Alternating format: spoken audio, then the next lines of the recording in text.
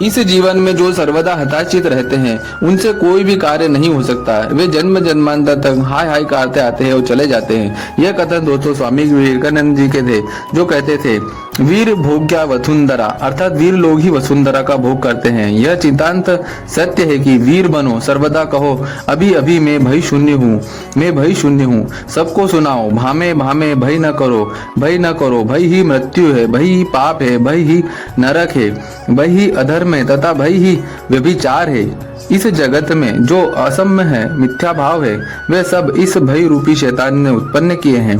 इस भय ने ही सूर्य के सूर्यत्व को, वायु के वायुत्व को और यम के यमत्व को अपने अपने स्थान पर स्थिर रख छोड़ा है।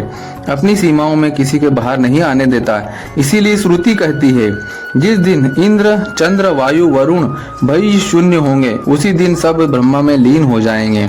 सृष्टि अध्यात्म का लय हो जाएगा। इसीलिए कहता हूँ, यह शरीर धारण कर तुम कितने ही सुख दुख तथा संपत्ति विपत्ति तरों में बह जाओ, परंतु ध्यान रखना सब केवल मुहूर्त स्थायी है। उन सबको अपने ध्यान में भी नहीं लाना।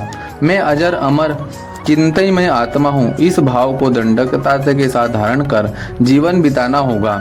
मेरा जन्म नहीं, मेरी मृत्यु भी नहीं, मैं निर्लेप आत्मा हूँ। ऐसी धारणा एकदम तन्मय हो जाओ।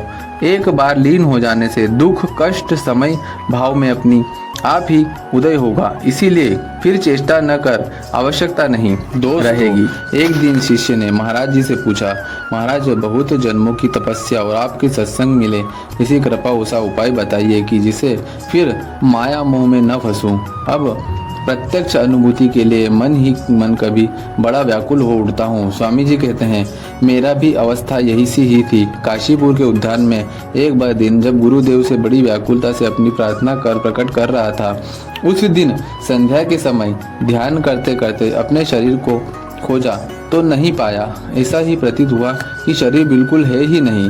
चंद्र सूर्य देश काल आकाश सब मानो एकाकार होकर कहीं लीन हो गए हैं। देहादि बुद्धि का प्राय अभाव हो गया था और मैं भी बस लय सा ही हो रहा था, परंतु मुझ में कुछ था, इसीलिए उस समाधि अवस्था से लौट आया था। इस